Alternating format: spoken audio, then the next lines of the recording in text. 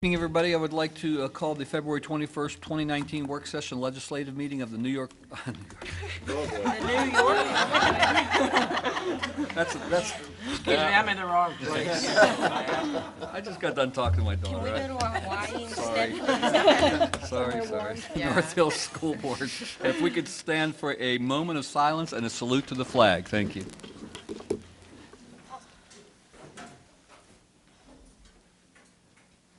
I pledge allegiance to the flag of the United States of America and to the republic for which it stands, one nation, under God, indivisible, with liberty and justice for all. Okay, before we move on to our student performance, I do want to mention that the board held an executive session this evening before the meeting down at the administration building, and we talked about legal and personnel matters.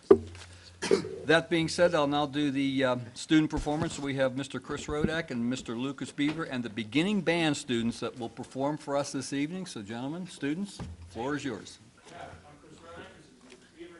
This is the band. This is seventh graders. So this is any seventh grader who's never played an instrument before. This is their chance to start an instrument. So we've got about half of them here today. One more. Keep talking. We'll go to a commercial break. Take it to New York. The great thing about beginning band is not all those school districts do this. We have about 21 kids in the class, but since the snow day, we missed about half of the kids, so we get the reminders. But North Hills School District does this. A lot of schools don't do this. So the schools that want to try it and model what we do here at North Hills. So we have anywhere from 15 to 25 students who start in the seventh grade for the very first time. So these are kids who've never played an instrument before. We are introducing into the band program here at seventh grade. Like I said, a lot of people don't do that. So we have excellent high school bands, as you know, we have 4 balanced bands. Beginning band is one of the reasons we do this. Chords, I think 3 tubas, we've got 3 trombones, we've got French horn, saxophone. So we're going to kind of fix some of the instrumentation, things like that, and introduce these students into the North Hills Band program here in 7th grade. Some of our best performing students at the high school started here in beginning band. So some of them, some kids started 4th grade, 5th, 6th, but sometimes the kids that started beginning band kind of take it on almost like a new religion, and they get really motivated, they practice, they start taking lessons. I know Mission LaBelle's wind ensemble, we have some students who started in beginning band.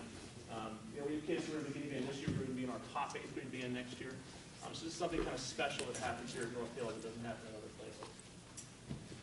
And we just got started. So we're going to do this for you here. I want to start out with Old MacDonald Had a Band. So this is kind of like our first introduction to band music. It took us about a month to be able to play 3 notes. Because we're teaching like 8 or 9 different instruments at the same time, so this is an accomplishment for this type of time of the year to be able to play a song like this. So here's Old MacDonald Had a Band.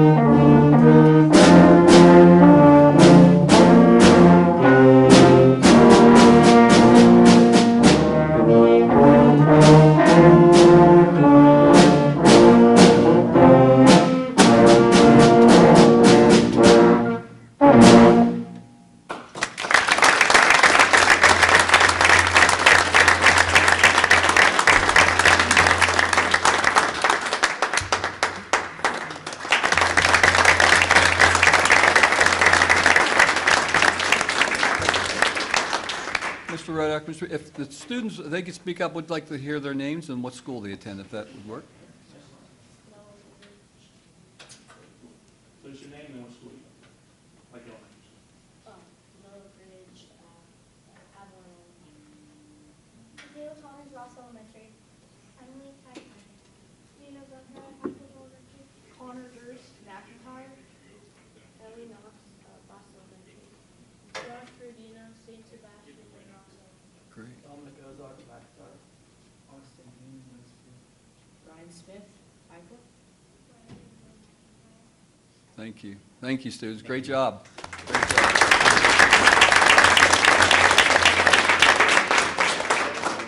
No pressure, but I see Mr. Lavelle out there doing the Taking evaluations, taking notes. Taking names.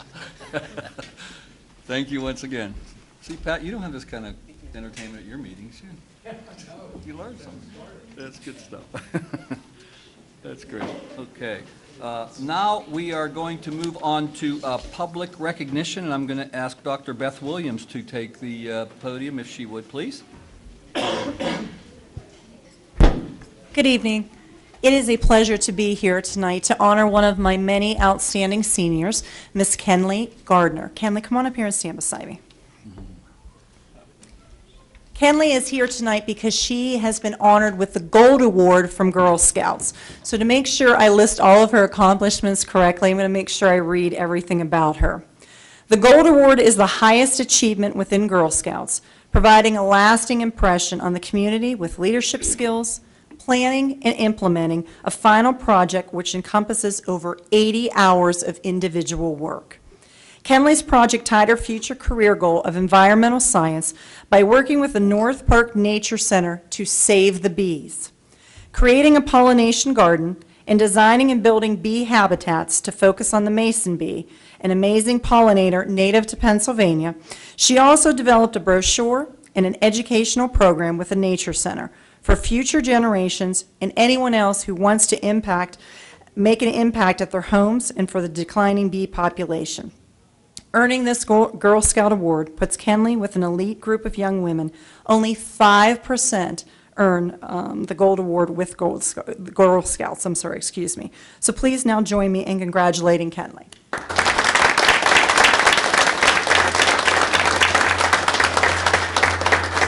I wanted to call Kenley up nice and early because I wanted you to take a moment to appreciate, as I have been seated behind her, all of the patches on her vest that shows how many hours she has dedicated to this.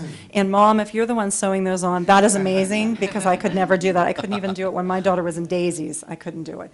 So Kenley, if you wanted to say a few words. Thank you, Dr. Williams and the North Hills School Board for not only recognizing my achievement, but also the importance of the Girl Scout Gold Award. I have been a member of Troop 50833 for 12 years, and over those years, I have done countless amounts of service projects that have benefited the community and my sister Girl Scouts.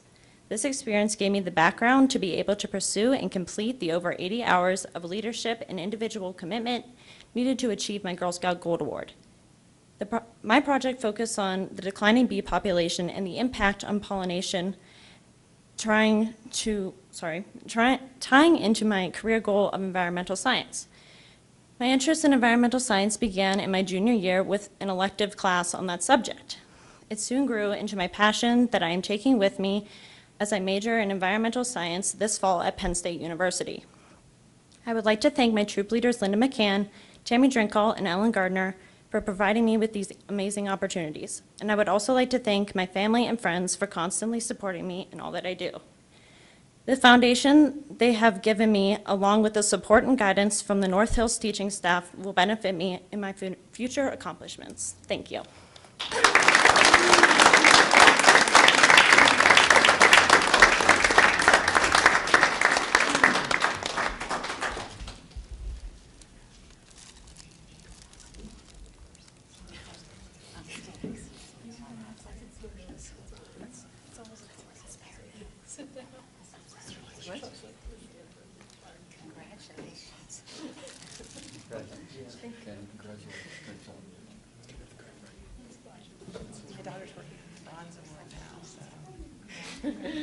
Congratulations.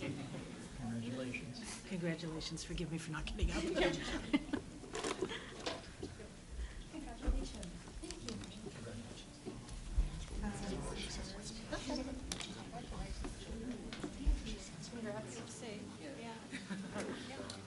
Okay, once again, congratulations, Kenley, great job. Well, we can now move on to board member comments, and I don't know if anybody has any board member comments this evening. Anybody?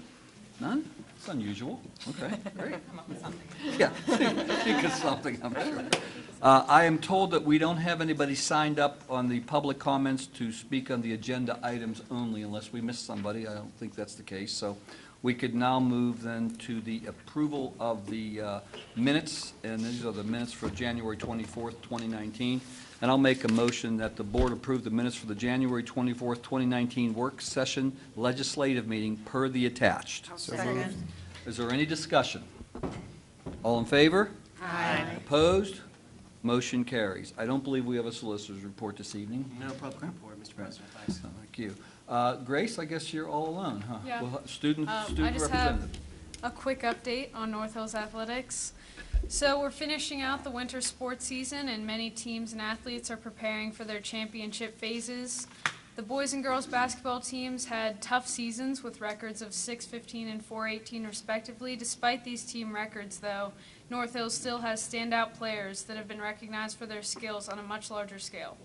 Jordan Albright has been selected for the all-section first team, and Lexi Kotwika has been named to the all-conference second team. The wrestling team will head to the sectional championships this weekend to compete for spots in the upcoming WPIAL championships. We hope to see many boys advance and hope to see two-time state champ Sam Hilligus compete for his third state title. The competitive cheer team had a very successful season as well. The squad advanced to finals at a national cheer competition in Disney. And the North Hills swim team had a successful record of 9-3, and the swim team will be sending 6 relays and 11 individual qualifiers to the WPIAL championships next week. Nice. So. Thank you, Grace. I think Grace might be wonderful. Oh, no. I took last year off. I'm just a team captain. Good That's for all. you. She's just the captain of that amazing group of people, right? Exactly. Yeah. Good stuff. We will now move on to the superintendent's report, and I guess we're going to do our points of pride.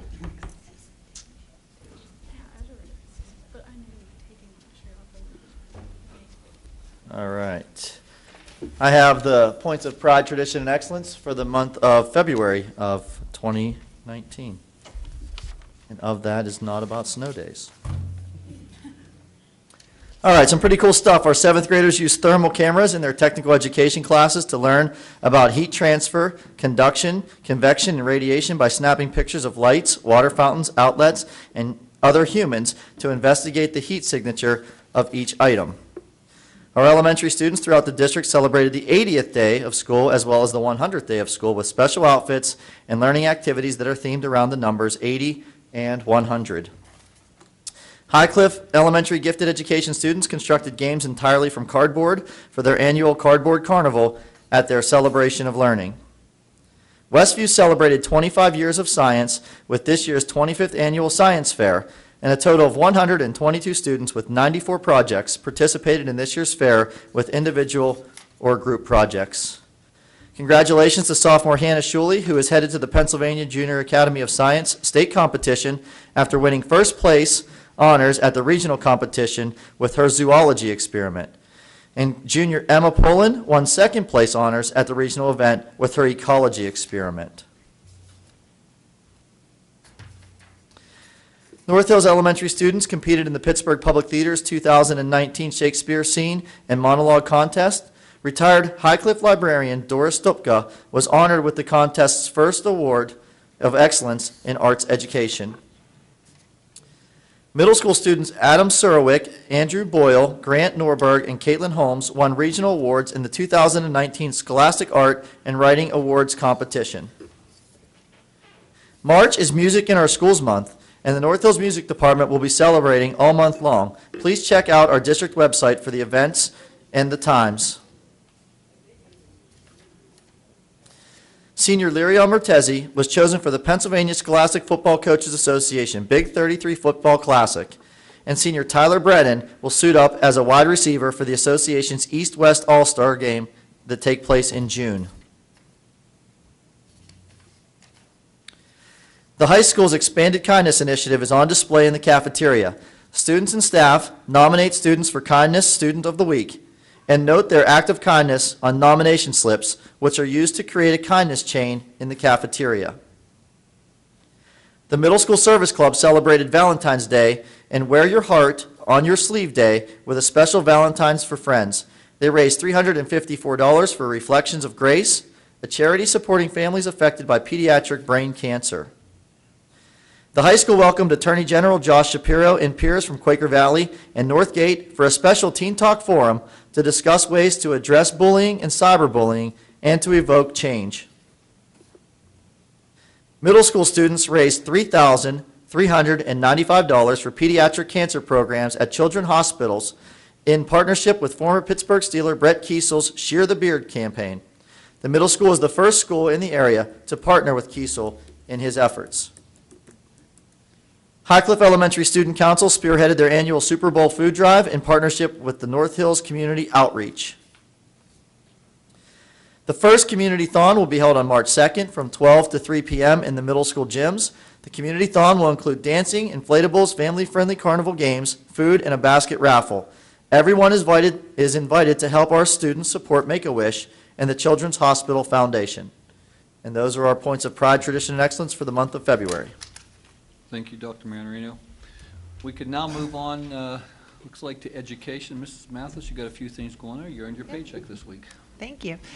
The first item under education is a presentation of curriculum, proposed curriculum revisions for K through 12 music and 7 and 8 literacy arts. And I believe Dr. Jeff Taylor is going to start us off, and Mr. Len Lavelle will also be presenting.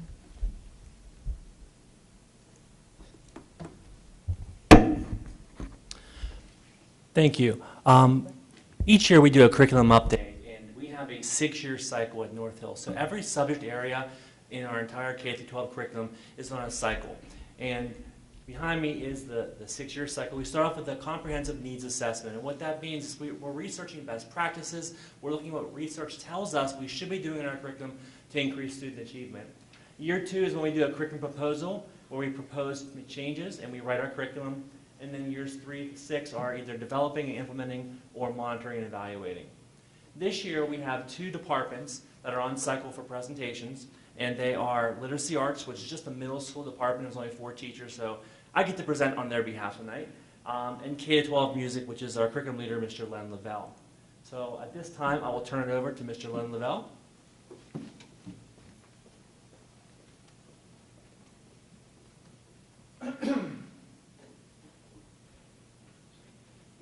Thank you, Dr. Taylor. As Dr. Taylor mentioned, we're in the curriculum proposal year of the cycle. And so this comes from our needs assessment, which we accomplished last year. So just as a brief overview regarding our department, several years ago, about a half a decade ago, we had the chance to write a mission statement for our department as part of our Middle States accreditation process. So believing that music study is an essential and integral part of every child's education, we will prepare students for success through music, allowing them to become lifelong learners. So that guides us through this process and through what we do each day in and out. And we also looked at what our National Association for Music Education says about what we should be doing in our music courses. So there are 3 bullet points that we believe and that we follow. So students need to have experience in creating to be successful musicians and to be successful 21st century citizens. Students need to perform as singers and instrumentalists and in their lives and careers. And students need to respond to music as well as respond to their culture, their community, and their colleagues. So you can hopefully see the direct correlation or the connections for us about what music teaches and then what we need to do, whatever path we choose to pursue in life. And that was evident to me. I was actually, tonight, this was a neat connection for me. I was a beginning band student, class of 1993. So I started in this group when I was in 7th grade. And then I taught Kenley for the last 5 years as a member of our marching band. So she's able to be a gold award winner and be a 5-year marching band member. And I think that speaks to what we're asking our students to do with creating and performing, not just in music, but as a part of our daily lives in whatever we choose to do. So as part of that process, we looked at, we looked at some of our strengths as a part of our needs assessment. So we believe that as in educating the whole child, we must include a comprehensive music program that includes these things. And we do include all of these things. These were strengths, things that we currently have. A K through 6 sequential skill-based general music curriculum, a sequential performance-based instruction for all of our middle school students, either in band, chorus, orchestra, or general music, ensemble music electives in grades 4 through 12, advanced music electives at the high school that are aligned to the current High School Academy for Arts and Communications, and dedicated teachers who participate in ongoing professional development that far exceeds the Pennsylvania state requirements by participating in our professional organizations. And that's so we can serve our students and serve our school. And then we looked at successes that we've had since our last needs assessment. We continue to have growing enrollment in our music courses. Last year, our high school cohort was one of the smallest in the history of our school district. And we had the largest marching band and largest orchestra in the history of the North Hills School District at the same time. We have a high level of involvement by performing ensembles throughout the community. I think our music department connects with all aspects of the community, even to the point, as I told the students recently, we've played at 2 funerals in the last 4 months with the marching band. That's never something that I thought we would do or be a part of, and hopefully we're done with that now. But again, I think that just perfectly underscores the connection between our music program and this North Hills community. We have many ensembles that consistently reach the highest level of achievement in our local, state, and national competitions and events.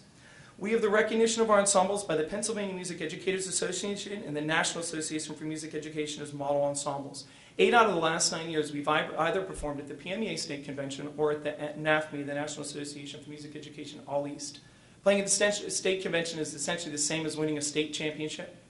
And playing at the All East convention is essentially the same as winning a national championship. That's as far as we can go as curricular ensembles. This year, you'll all receive an invitation from me in the next couple of weeks. The All East convention is actually being held here in Pittsburgh at the beginning of April. And we'd invite every one of you. We've traveled to Providence, all over the East Coast. So hopefully you all join us for that concert coming up in a couple months here. But that's truly really an unprecedented and amazing run, and is a testament to what our students are doing. We continue to be recognized as one of the best communities for music education, and the communities part's the important part of that. It's our students, our teachers, our administration, and our community beyond these walls. The North Hills High School is accredited as a program of distinction by the Middle States Association, and just in the last month, Dr. Williams helped us. After our accreditation 4 or 5 years ago, the Middle States Association reached out for us and asked us to be the case study for the music for the Middle States Association, meaning if there's any other music department in the country that would desire to become a program of distinction, they'll read about us. We are the case study on what a high school music program should be. And Dr. Williams was extremely helpful in allowing us to take on that role. And we have a community that values sequential and high-achieving music education. And we know that from our survey that we conducted in our needs assessment. So, we will be concise tonight. I keep missing there, sorry. Our curriculum proposal is very concise. Much of what we would have wanted to accomplish over this cycle, we've accomplished some off cycle, and some was even part of last year's district-wide safety initiative. One of our big goals was to have the orchestra become part of the high school again, and the district was extremely supportive, and we were just able to kill many of those goals at the same time of making improvements to our schools. So we are very concise this year. Our recommendations from our needs assessment were to offer primary and intermediate adaptive music classes in order to serve students with significant special needs at our elementary schools. These would be in addition to the current general music classes.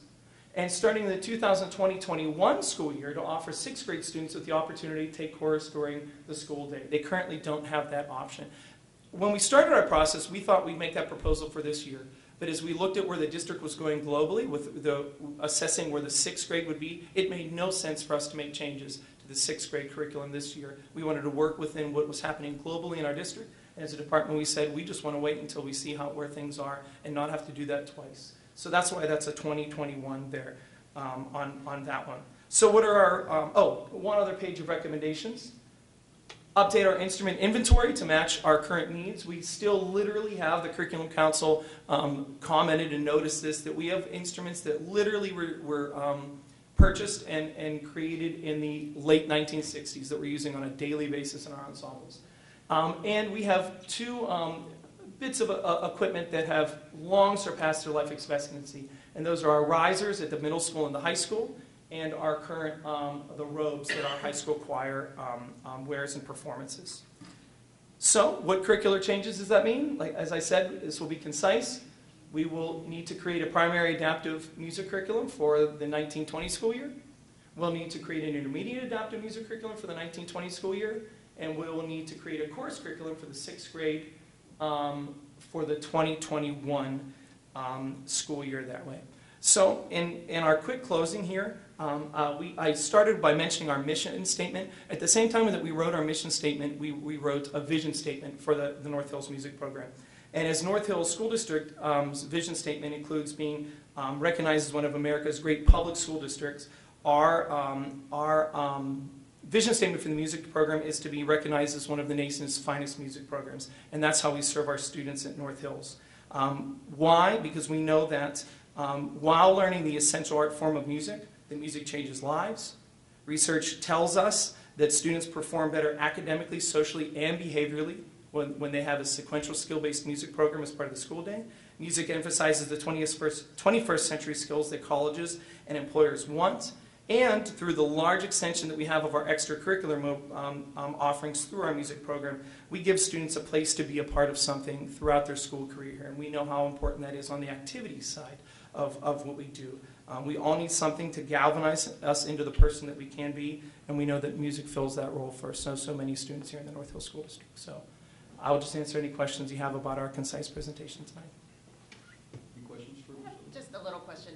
How long is music a required class? Is that through 7th grade, 8th grade? Through the end of 8th grade. Okay. So when they get to the middle school, they have the option to take general music, band, chorus, or orchestra. And then at the end of 9th grade, there are arts and humanities, STEAM requirements, etc., that can be satisfied through the music courses, but music specifically is no longer required after 8th grade. And that's typical statewide.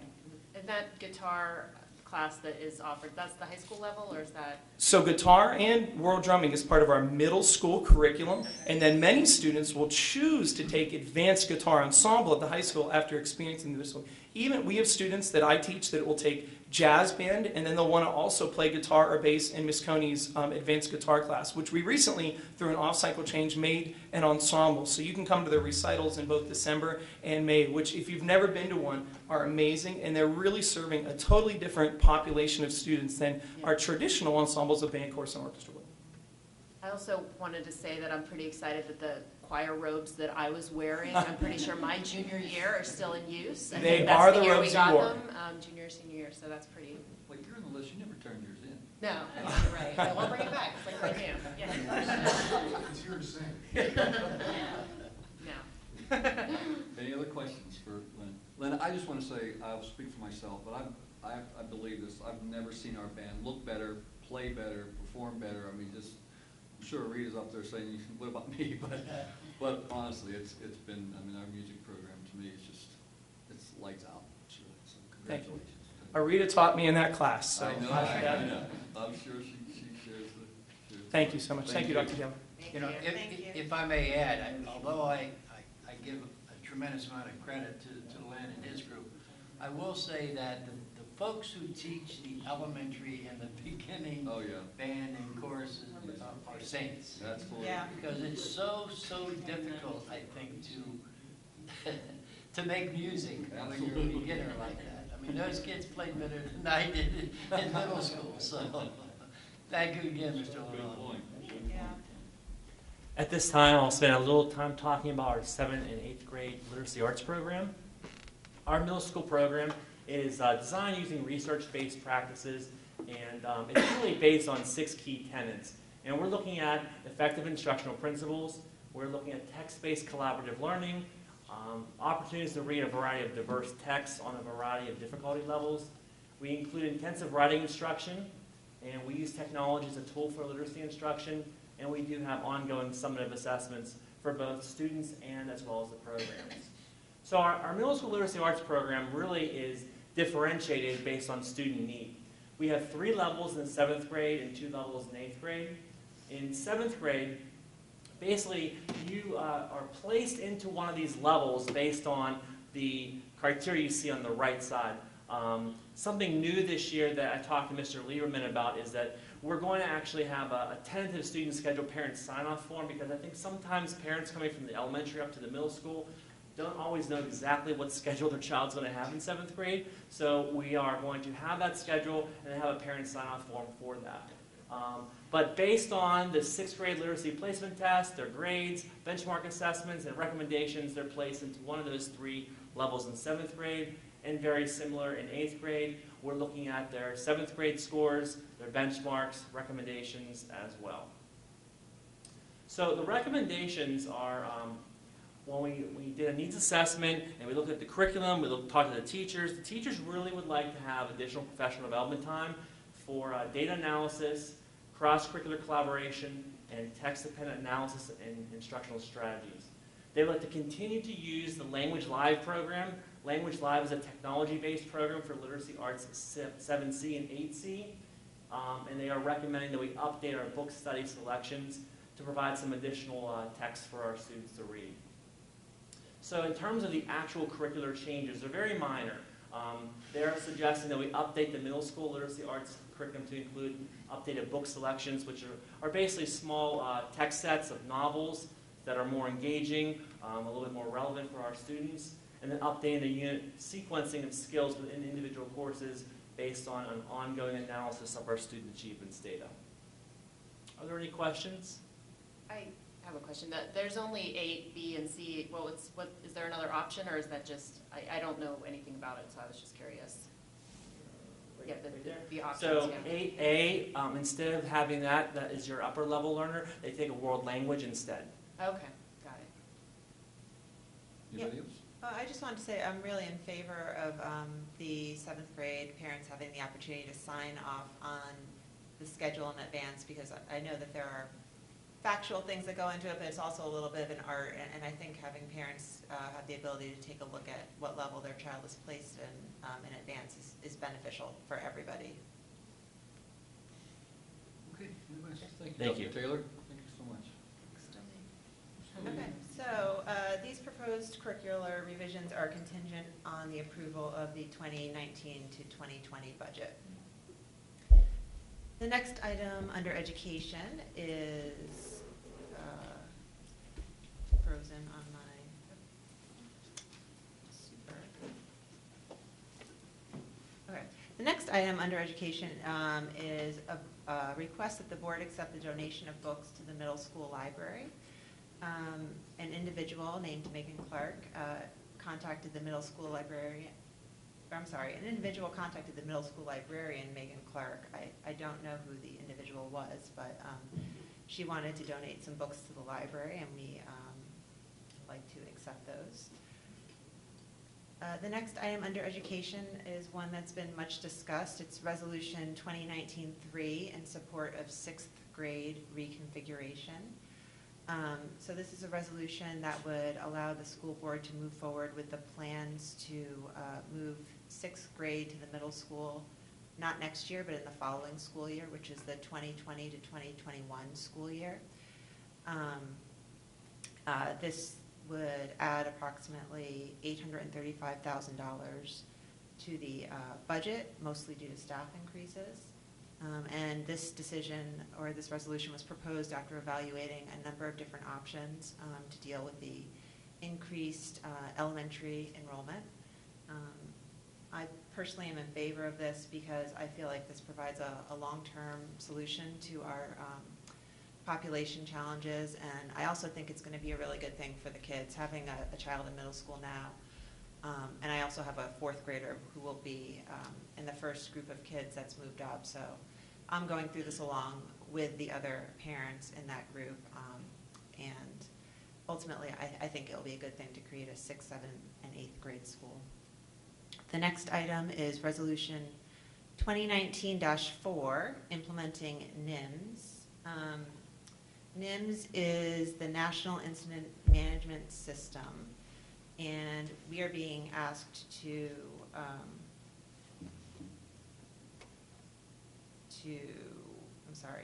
Pennsylvania school districts are mandated to implement NIMS for emergency operations incidents, and there are no direct costs associated with this resolution.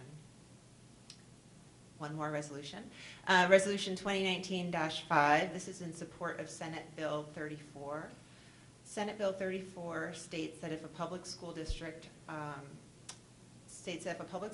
that offers a cyber-based program equal in scope and content to an existing publicly chartered cyber school, and a student in that district attends a cyber charter school instead of that district's cyber-based program, the school district shall not be required to provide funding to pay for the student's attendance at a cyber charter school. Our district currently spends about $1.1 million for cyber and charter schools tuition. So, this would be contingent, of course, in it being passed in the Senate, but this is just a resolution stating that our board is in favor of Senate Bill 34. We also have a request that the board approve the annual agreement for EdenSite.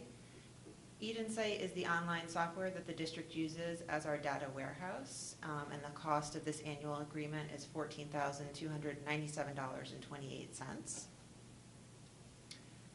A request for the board to award the digital two-way radio and repeater system to AV Laudamus Communications in the amount of $37,191.70. A lot of this is going to actually be paid for via grant money that was already approved. And lastly, I have a request for the board to reject all bids received for interactive classroom displays under consideration.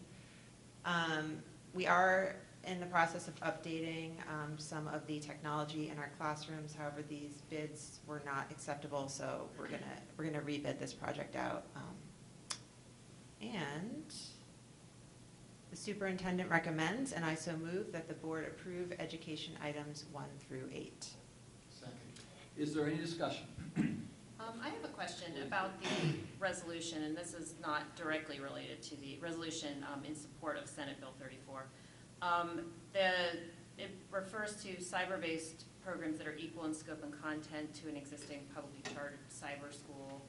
Is that, is the one that we offer here, is that equal in, like, we would not get any sort of, I guess we could arguably get pushback that says ours is not equal in scope and content, but we would disagree with that. Absolutely. Yep, Ours okay. is Okay. above.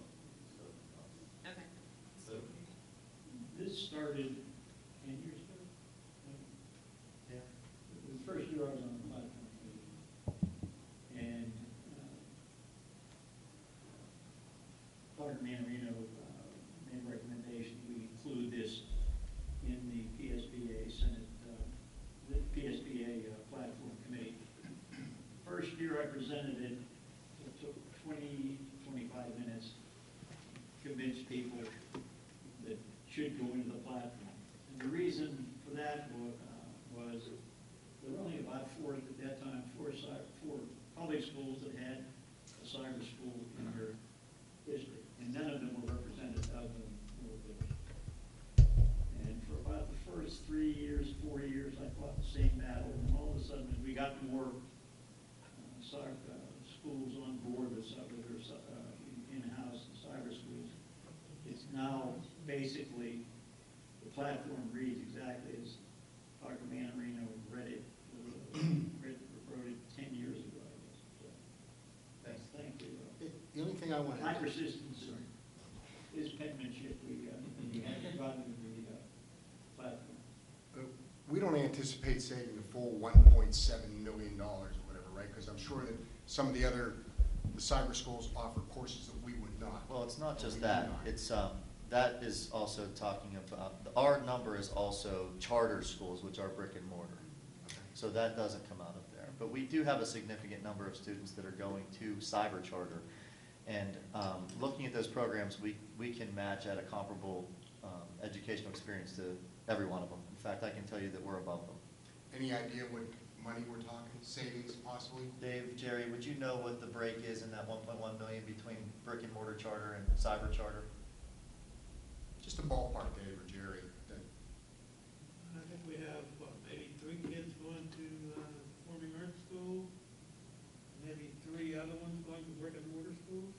Maybe 6 of our kids are going to non-cyber schools. The rest of them are all cyber 90-10, schools. you think?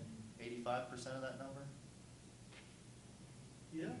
That's pretty good. That's big savings. Let's just hope it gets through. Yeah. I don't understand why the state tolerates this, because to my knowledge, the cyber school has never met the minimum performance standards for the state. And 16 of them that I'm aware of have never met the 70% standard for the state. Thank you. We have a second. All in favor? Aye. Opposed? Motion carries. Ms. Kazera, I think Yep. we're up with you with athletics next. Yeah, before I talk about my item on the agenda, I wanted to mention 2 things. First of all, I wanted to note that today, the 2019 WPIAL Hall of Fame inductees were announced, and the 1979 North Hills Boys Cross Country team is going to be inducted to the WPIAL Hall of Fame. The WPIAL and PIA AA champions, the North Hills dominated competition. The Indians, coached by John Wilkie, won the WPIAL title by 70 points and the PIAA by 80. North Hills had 5 runners finish in the top 31 at the PIAA championship meet. So that's very exciting for our alumni and former teacher, John Wilkie. And the other thing I wanted to talk about, we talked about this a little bit, well, a good bit at our last meeting, was the project that we've been working on with the township to potentially turf Herb Field. So as a reminder on the background of this, the plan that we are currently operating under, which I should say first of all that this is just a project that we're hoping to undertake, or some of us are hoping to undertake. We would pay 1/3 and the township would pay 2/3 of the cost to turf Herb Field. This turfing project has become desirable because due to rain and field conditions, turfing field is not playable for much of the spring. I mean, right now it's covered in snow, or it was last night. I wanted to bring up a couple of points of clarification based on some of the questions that we had last time. My understanding is that the school district, would be providing the township with basically a check, and the township is the ones that would be entering into the contract with the turfing company. We would work with the township to get a set block of time to use the field, and our athletic director would schedule based on needs for the season. The township is separately meeting with youth sports, local youth sports, to figure out how to work with them, and that there's a meeting that's happening next week for that. I believe that correct me if I'm wrong, but the lifetime of the turf is about 10 to 12 years. And the township, which would be the one entering into the contract, they have plans to do some fundraising for any ongoing maintenance that may be needed during that time. And the reason I'm bringing this up today is we met with the township to go over the updated bids we received, and the bids were a little higher than we anticipated. So I believe the township is happy to go back and negotiate those bids. But before we did that, wanted to talk to the board and make sure that the board as a whole, well, the majority of the board is happy to continue down this path and working with the township on this project. This is not something that would commit us to entering into a contract with the township at this time. We're not at that stage yet. We just, before we say to the township, yes, go back and negotiate these bids, we'd like to make sure that the board is comfortable with, attempting to negotiate the bids to a point where we would feel financially comfortable undertaking this project. I had a couple of additional points that I wanted to make before we discuss this. If we don't turf the field now, there's still cost associated with the upkeep of the field. There's a lot of drainage issues, and then we'd have to pay for ongoing maintenance that we wouldn't necessarily pay for at this time. And importantly, the kids that are in our school in our community can't use the field right now. It's not in a state where it can be, it's playable very much. And the prices did go up since the time we got the initial bids, but the prices are going to continue to go up, and this is not a problem that's going to go away. The turf is much safer than playing in the dirt, and the entire community can benefit from this field. So with all that said, I wanted to open the discussion. I think we had a pretty good discussion at the last meeting about the turf, and we had some pretty good questions, and I'm hoping that we can determine at this time if we want to give the township the green light to, again, continue with negotiations, not that we're binding the school district into entering into a contract at this time. Anybody have any comments? Mr. Nitty? It's my impression that this has been even proposed to the Board of Commissioners. This program has not been discussed by the Board of Commissioners as a whole. They have. Therefore, excuse me? Yes, I'm sorry. Therefore, I would suggest this board not make any commitments at all until we see a written proposal from the township as to what they are going to do and what we're going to do. That's all I have to say. Okay. Any other thoughts? Mr. Green? I'm sorry. Go ahead. I would like to say that all the years I've been involved here in North Hills, we were committed to one thing, to providing for our own, that we give monies that are possible to make it for all our students. Whereas I've never heard of going into an arrangement like this with the township on a percentage basis. There's no guarantee that they couldn't lift that from us at any time. If we're going to use all these monies, we have property where we could come up with nice facilities. We have Reese Run over there. In fact, years ago when we first put Reese Run together, people were getting upset about it. We have up front at the junior high, we have that ball field. Now that to me is reasonable to put money in there, because not only would we use it for various athletic events, our gym classes would use it. Our gym classes won't use the township. And you know, I don't mean to be rude, believe me, but I have never had a good dealing with our township. And that's with anything. If you want to go back, any remodeling or anything we've done with our buildings, it was the township at the end who pulled the big bust on us. We had to have more testing done, we had to have whatever, and it cost us a lot of money. Do I trust them that they're gonna keep providing this for years? No. I would rather see that we keep it for our own people, for our students, and I think it's a good, and for our taxpayers. Look what the taxpayers would have to pay here. They're paying, not Ross Township, I believe probably that's one of the reasons they came to us. They don't have the money. They haven't raised taxes in how many years, but we have to keep raising at least minimal. And I will never vote for a tax increase where we're giving money to the township. I'm sorry. It makes no sense. It's not right for the taxpayer. It's not right for our students. And there's a lot of questions unanswered. That landslide up there on Perry Highway, that hills, has that been fixed? I'm not aware, but on Perry Highway? Yeah, up there.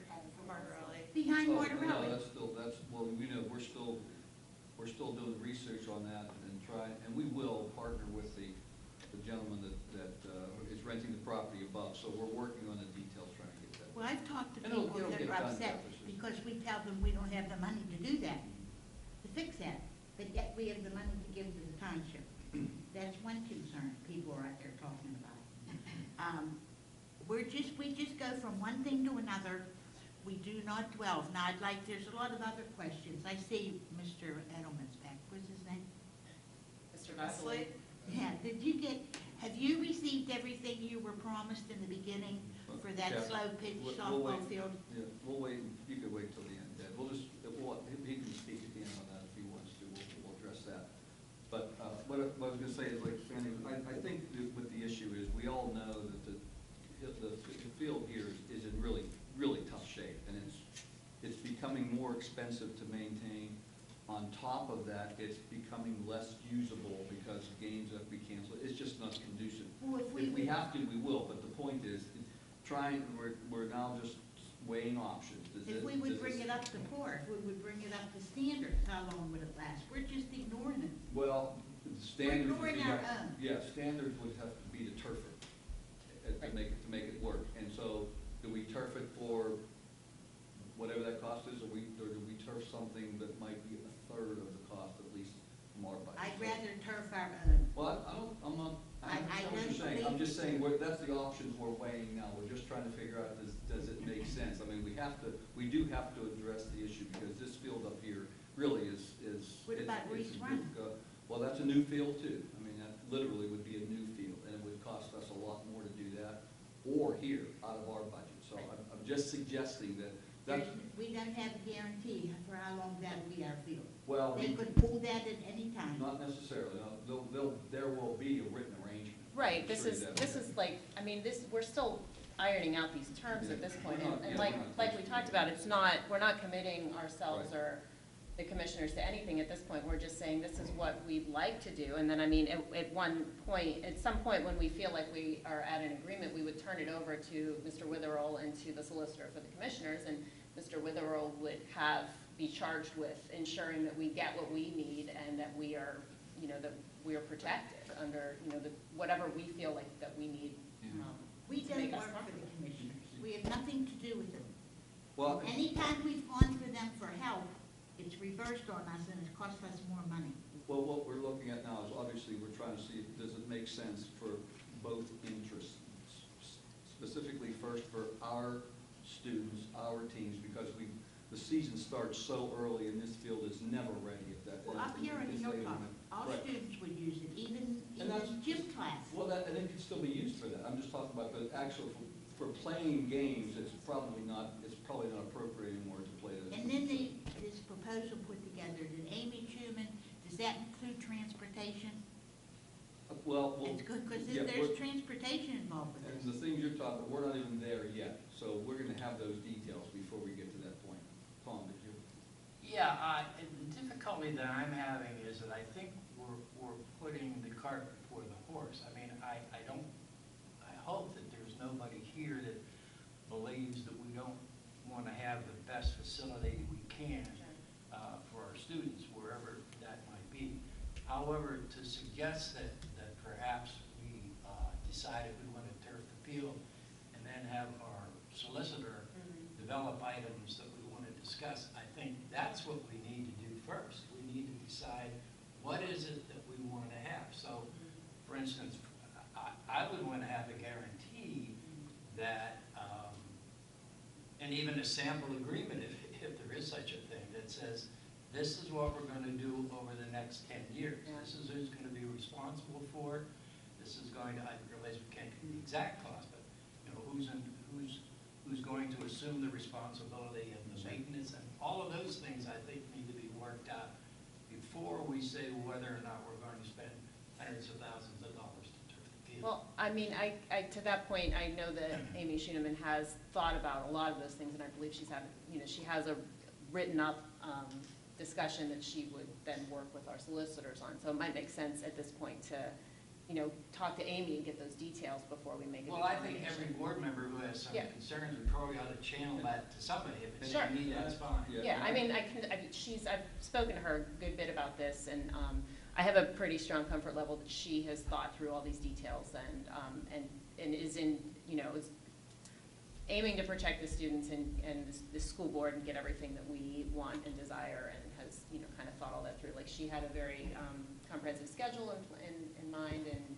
just some pretty detailed thoughts on what, what we would need to feel good about this project. Yeah, all I'm suggesting, Yeah. with all due respect to Amy, Yeah. is that we have the fiduciary responsibility, Absolutely. not Amy. So Yeah. if I have a concern about whether or not our folks are going to be able to use the field 70% of the time, but that's the figure that we have in mind. Sure. I want to see something that says, okay, this is the agreement, this is what we signed up. Well, I think to me, it's common sense to say that either we get to use the field, I don't want to make this under the conditions that we need to use it, because Right. we have a league, we have the WIPIO, we Right. have to do things in Right. accordance with this. So somebody can't come to us and say, oh, by the way, I know you're scheduled to play Tuesday, but you can't use the field. I have to believe we would work all of that out before we even decided to get into this. Yeah, it wouldn't be in our Yeah, interest to there's a enter lot. into a contract So otherwise. we're not even close to being there yet. We're just trying to figure out, does this make any sense for us? But my point is, I couldn't answer that question until I saw some reaction to the very question you were bringing up. Turfing the field only makes sense to me if we get everything else answered. Right. And I suspect Mr. Vesely's going to tell us that a lot of those teams don't have the time to play there. Now, did that, Hold on, Jeff, 1 second. Mr. Newdy. Seems to me this was an offer that was made by the township.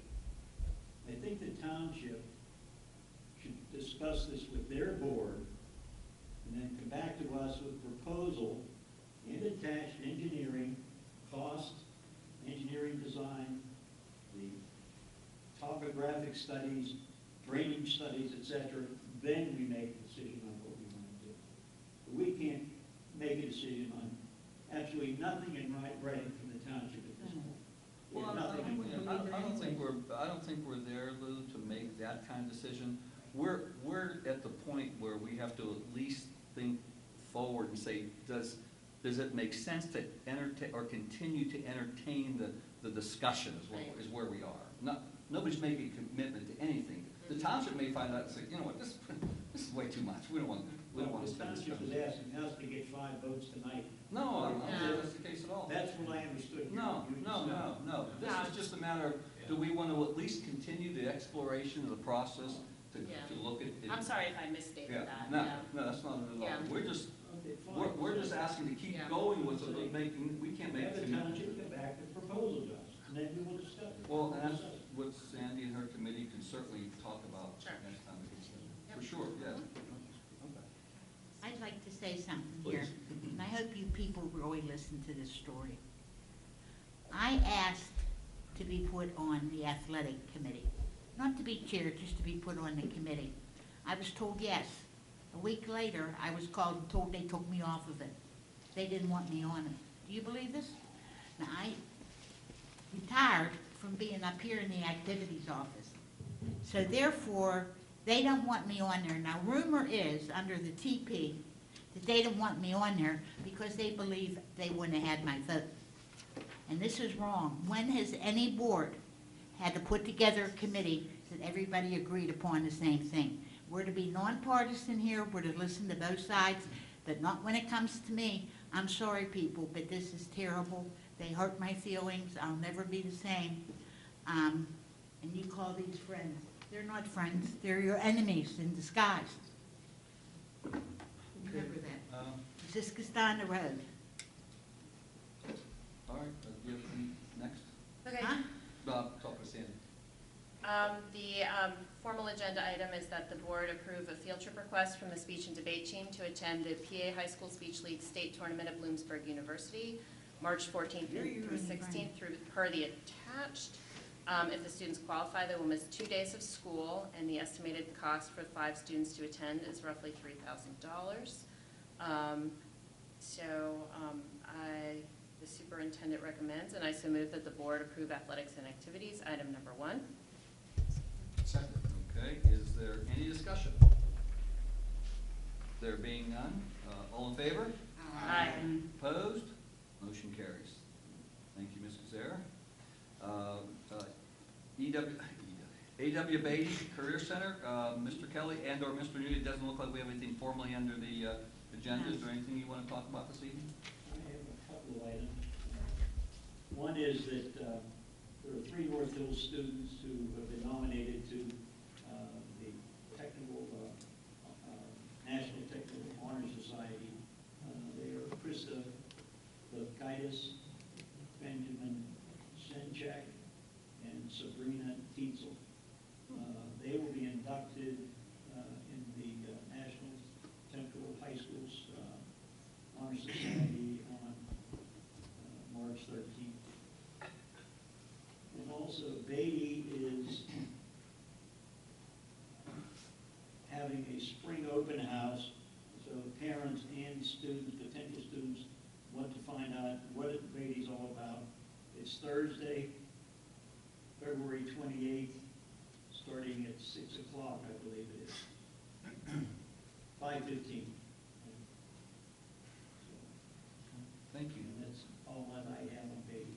Just a quick comment, if I may. Being an old time, in more ways than one, member of the North Hills Board, but relatively new to the Beatty Board, I asked for, and Eric gave me a kind of an in-depth tour over there, and I must tell you that I know about Beatty, and I know what they do, but I was so impressed by the various departments that they have there and what they do, and some of the people that work there. There is an individual in robotics who has a degree an undergraduate degree from MIT, and not that we should necessarily be impressed by the fact that someone went to a school like that, but the fact that there are people there with those kinds of qualifications, and an EMT program, and I don't want to miss out on any of the other programs by not mentioning them.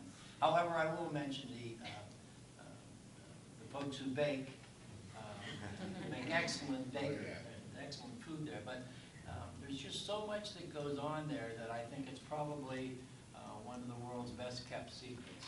So they're doing a great job there, and I commend all of them. Truths are diamond in the rough. Thank you.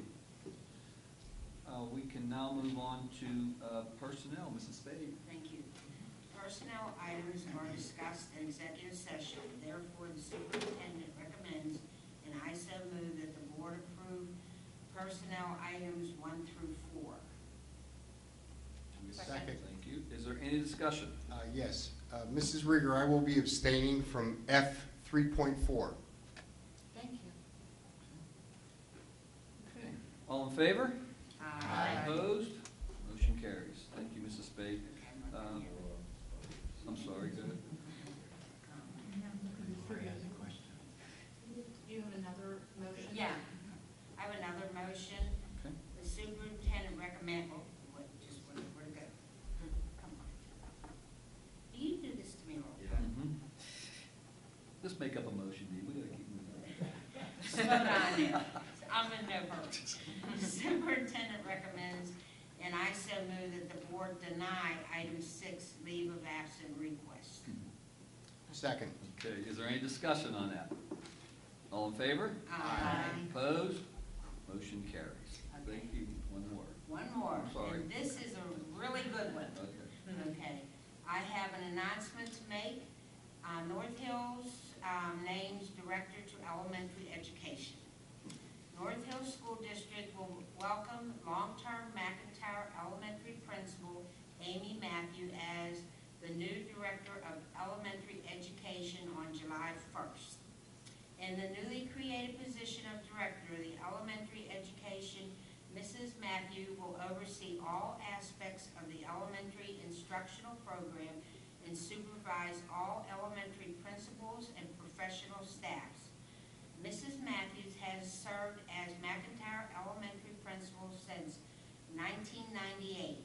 She oversaw the merger of 3 elementary buildings into one large McIntyre community. She supervises the district elementary English language learn program and served as the elementary representative on the district curriculum council. She also created and fostered a school-wide positive behavior system and implemented responsive classroom morning meetings concept and 7 habits of happy kids as guiding them at the building level. Ms. Matthew holds a principal's certificate from Carnegie Mellon University. She earned her master's degree in reading at Slippery Rock University and her bachelor's degree in elementary education from Grove City College. And we are so proud to have you.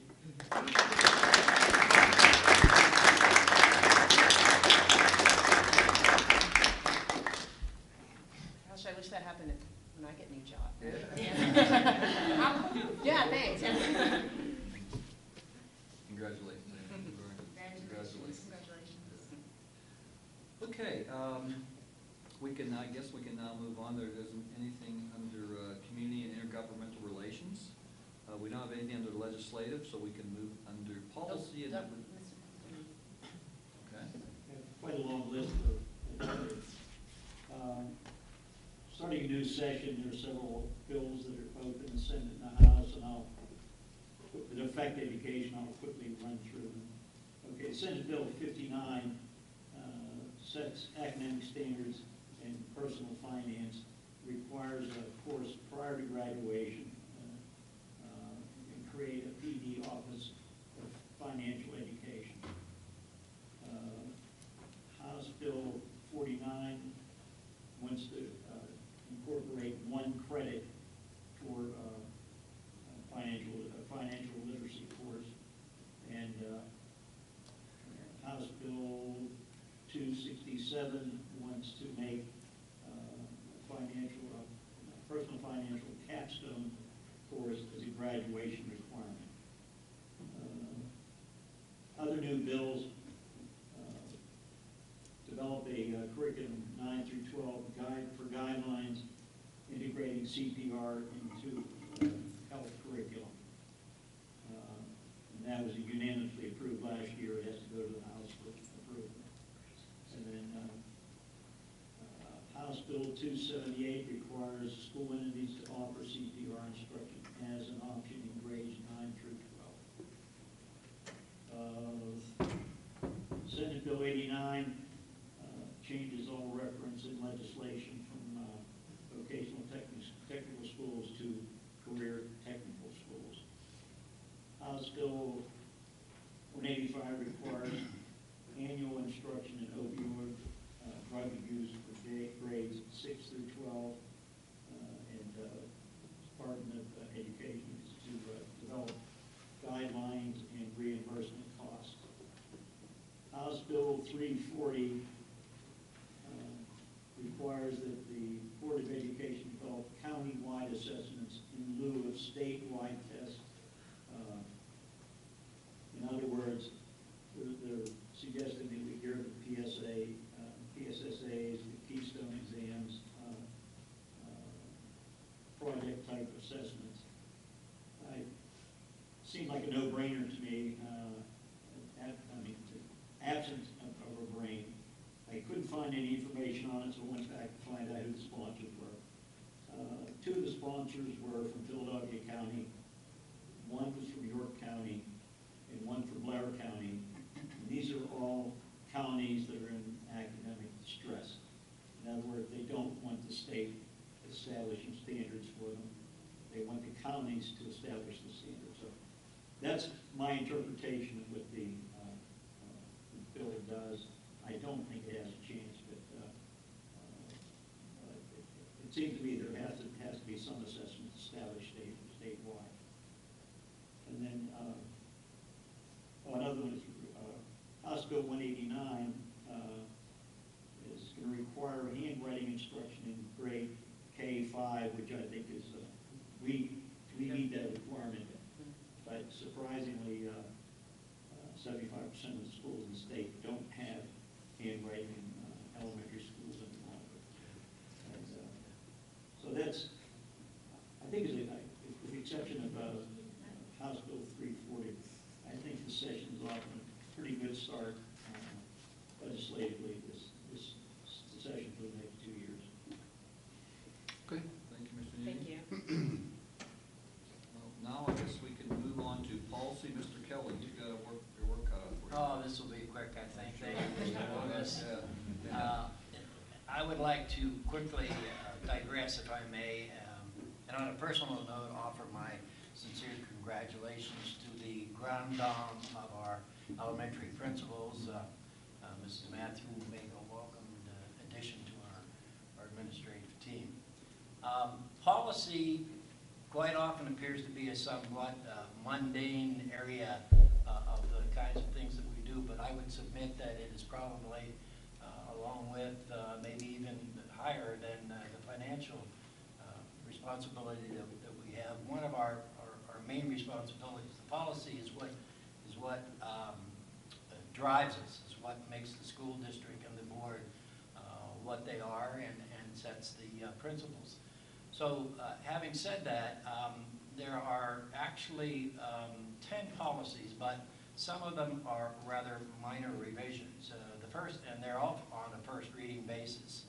The first one, policy 332 and policy 452, policy 452, 552, and also policy 915, all pertain to non-discrimination and anti-harassment procedures.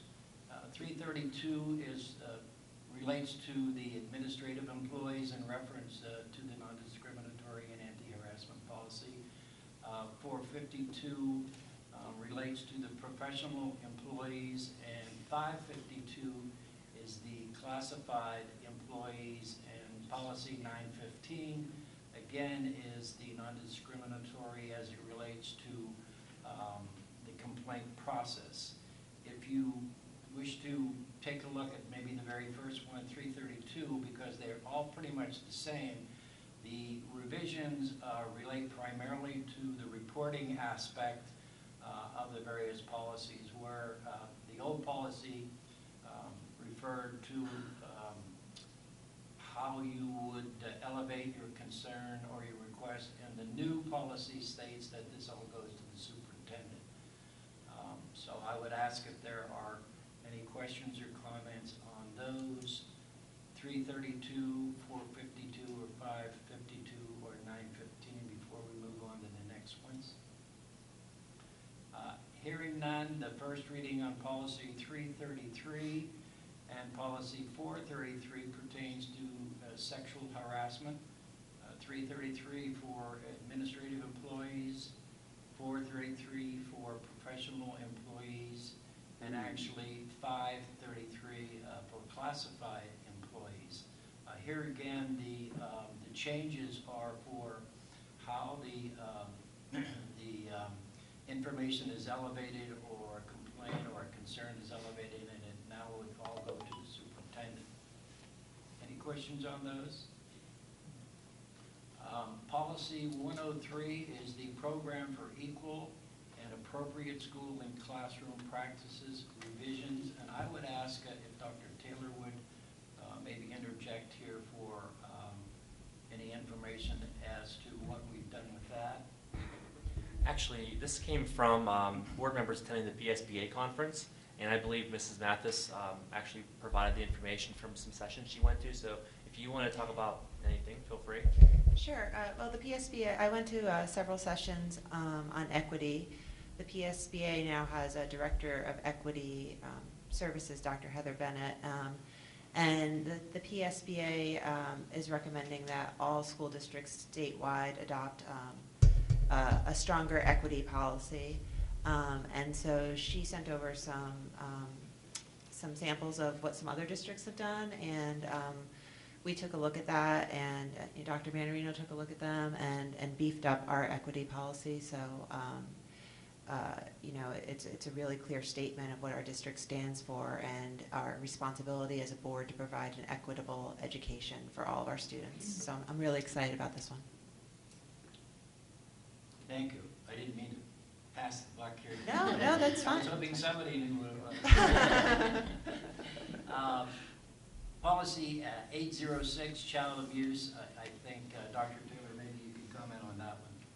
Sure. The child abuse laws have changed both at the federal level and the state level, and so what we've done is we've updated our policy to make sure we're in compliance with all of those laws and regulations. Thank you. And the last one is policy 812, which is food service, and that this is a new policy. I don't know if you want to comment on that at all, Dr. Dale? We just previously had not had a policy that defined what we do in our food service department, in our food service program. And what this policy does is basically say we're following the laws, we're following the regulations, and delegates responsibilities to our director of food services. Okay, let's see. Do I have any else? All right, having said that, then I would move, the superintendent recommends, and I so move that we approve policy items 1 through 10. Second. Is there any other discussion? I had a comment. When we talked about these policies previously with respect to the food service, I had a question about the snack policy. And I believe that that's housed in the wellness policy and not the food service policy. So I just wanted to clarify that because I know there's been questions from time to time about the school snack policy, and that's something that's being addressed separately and not in this policy. Thank you. May I make a comment on that? The Wellness Committee actually met this afternoon, and Mr. Nudie, myself, Mrs. Reed, and Mrs. Spade were there, and the goal is next year, I think, to come up with a clear snack policy that will be part of the wellness policy that applies equally to all of the elementary schools and how parties and birthday parties are handled. Add to that, we will have that prior to the end of this school year, so the parents will have the summer to digest it. So to speak. We take the axes in the fall. Okay. All in favor? Aye. Opposed? Motion carries. I guess we move on to finance. Dr. Nolish. Thank you. It's time to pay some bills. First, we have the general funds bills. Next is the capital project fund bills, and the two capital projects in there are the roof, the senior high, and the Westview Captured Festival. A couple things from those. We have third is the food service fund bills. Fourth are budget transfers. Fifth is payroll for the month of January. We have a bid award for copy paper for the lowest bidder, and a bid award for toner for the HP printers, again to the lowest bidder. And despite all the electronics, we've cut back a tremendous amount in our use of paper, but we're not to zero, so we do need some copy paper and some toner. So the superintendent recommends, and I so move, that we approve finance items 1 through 7. Is there any discussion? All in favor? Aye. Opposed? Motion carries. We can move on to, thank you, Dr. Nolish. We can move on to support services. Mr. Burnett. Mine's pretty simple and short. It's a list of the new bus drivers that have been approved by our vendor, and all that they need to do is have their, they all have to have their clearances, et cetera. So that being said, the superintendent recommends, and I so move, that the board approve support service item number 1. Second. Is there any discussion? All in favor? Aye. Opposed? Motion carries. Thank you, Mr. Burnett. We now, before we close the meeting, is there anybody who would like to make some public comments on the non-agenda items? I think we have the notice up there, right? So we don't have to. Yes, we do have the notice. Yeah, okay. I don't think we need to read it. Sir, Bill, if you don't mind, the name and address. Sure. My name is Phil Little. I live at 112 Lindley Lane. While I am a resident of the school district, I come here tonight in my professional capacity working for the Pennsylvania Office of the Attorney General. As Dr. Manarino stated in his superintendent notes, just last week, the North Hill School District, as well as Quaker Valley and Northgate School Districts, partnered with our office and the executive office branch that I work in, the Office of Public Engagement, to host the second ever Teen Talk. That the goal of this program is to bring a student-driven discussion, which was facilitated by our Chief Law Enforcement Officer, Josh Shapiro, the Attorney General of Pennsylvania, talking about tough subjects, real subjects, that our students face on a daily basis when it comes to things such as harassment, cyberbullying, and bullying, and things of that nature. The goal of this whole program was to get real-world results from the people who live these situations every day. We have policymakers who write policy, being school board members. We have legislators who write laws. But who better to hear about the recommendations on enacting change than the people who have to live those policies and laws, being the students? That was that day's goal. And I believe that we really did achieve it. It was a wonderful event. What I really want to come today and just say is that while it was a great event, I would be remiss that there were many people that were there that if I didn't come today and say thank you, no one would know that they helped make it happen. So I just came today to really give some thanks to the North Hill School District and a few people in general.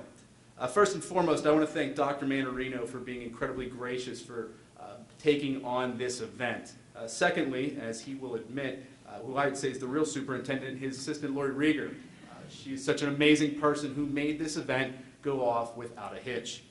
I'd also like to thank Dr. Williams of the high school, Dave Lieberman of the middle school, Amanda Hartle, our Director of Communications, as well as Chief Dean Lawrence in the North Hills School Police. Again, this was an amazing event, and I can't emphasize enough how great of an opportunity it really was to bring this here to North Hills. So I just wanted to make the board aware, and as well, I'd be remiss if I didn't thank board members Allison Mathis, Dee Spade, and Sandra Kazera for as well attending. I know that you guys had to share some time with the General and talk about some of your concerns being on the municipal level of government and some of the issues that you see. So I really do hope that you enjoyed yourself. So thanks again.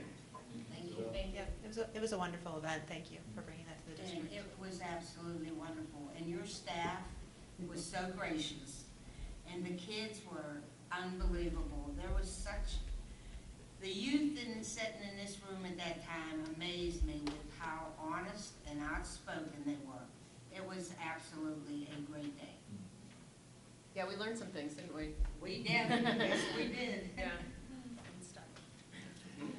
Anybody else? How do these guys get off of work? That's what I want to know, to go attend I these don't work. things. I work from home. I worked I ask that all the until time. I like said, why 9 can't they p.m. hold that this at night. night when we all can go? I'm with you, Tim. Mr. Vesely, name and address, please. Ed Vesley, 116 Lingay Drive. I want to speak briefly about the discussion tonight about Herb Field and possibly turfing it. I want to add, first thing is the question. What is the low bid on the current proposed turf? Do we know? I don't. Anyone know? You know, I'm not sure that we necessarily want to disclose that at this time because we're considering negotiating it. So if we tell them, you know, if we say what the bid is, then, you know, that may. Is it public knowledge? Is it in the minutes of? Unaccepted, issued but unaccepted bids, or bids that are not open, are not subject to disclosure under the right to know law. Wait a minute, say that again? It's not public record at this point without there being action taken on it. Thanks. You can't see it, no. Sorry, but no. Interesting.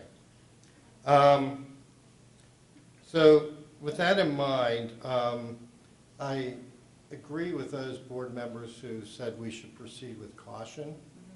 There's many facts that go into this, several of which we have a very limited time that we actually use that field as a school district. I also want to point out that we've always had a very cooperative agreement, that being between the township and the school district for use of fields for rec leagues such as Westview Ross and North Hills Athletic Association. So the window that the school district actually uses the field is very minimal.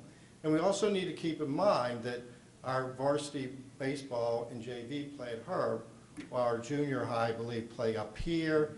We have our varsity and JV play at McIntyre, which is a school property field, but our junior high still plays at Sharman unless it's too muddy, and there isn't a game at McIntyre. So we've always had a very good cooperative agreement with them, but as a taxpayer, I look at the school district as we're funding education.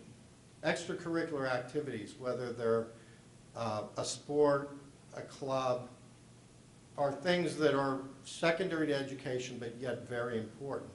However, the primary use of township fields and even our own facilities here at North Hills, including McIntyre Field and Hilltop Field, are really not used in the big percentage of the time that's available, because the baseball team doesn't play on Saturday and Sundays. They don't even practice on Saturdays and Sundays. It's after school, same with the softball team. So we have to weigh all that. We also have to weigh that, you know, we let Reese Run be used by community teams. Our high school teams play at Monterelli. Now, some of them do practice at Ross. Some of them, I think, still practice at the junior high level over at Reese. So there are very many factors that go into a supportive agreement. But again, I caution you that the primary goal of this board and the school district is to fund education.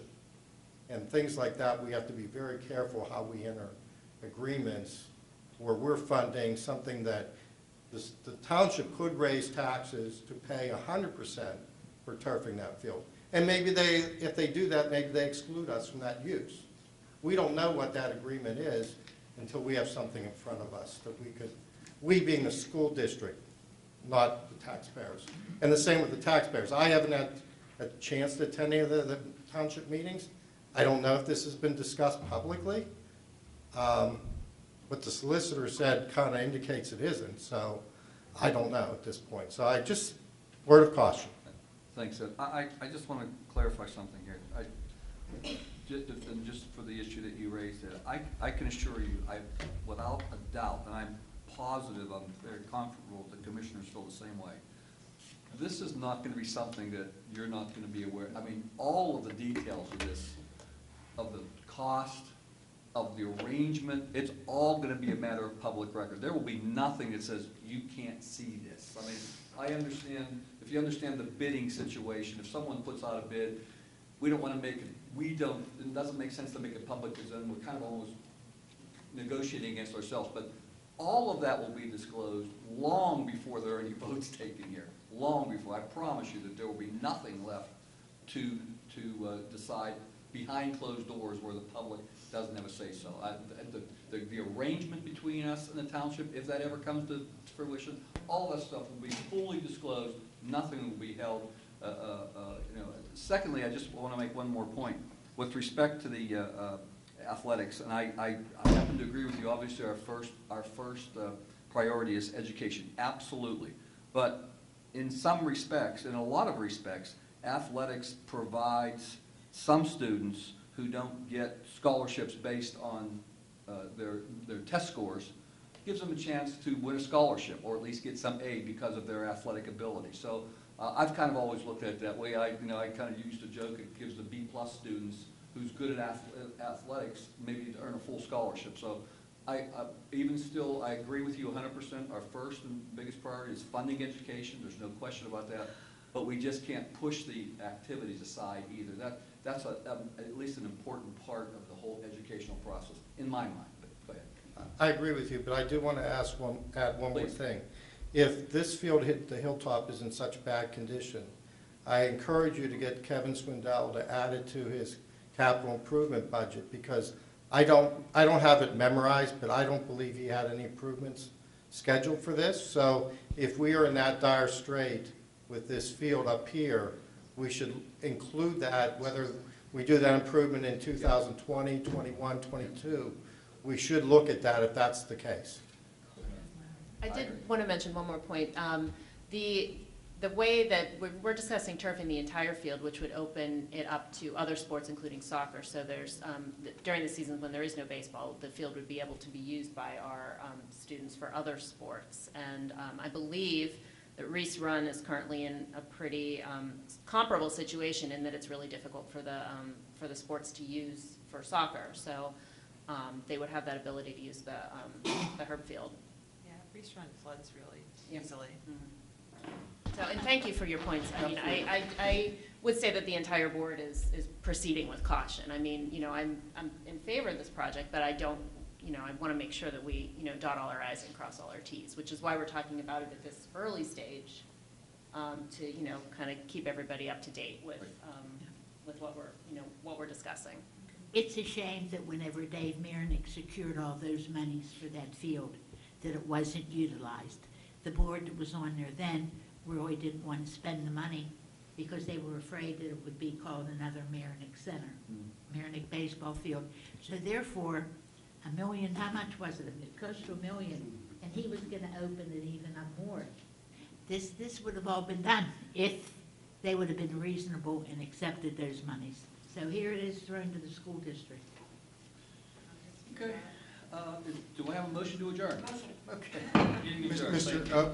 Did you want to mention there's an executive session afterwards? Did we mention that in the beginning? No, we did not. We will be holding an executive session after this meeting. Thank you for reminding Mr. Burnett. You're welcome.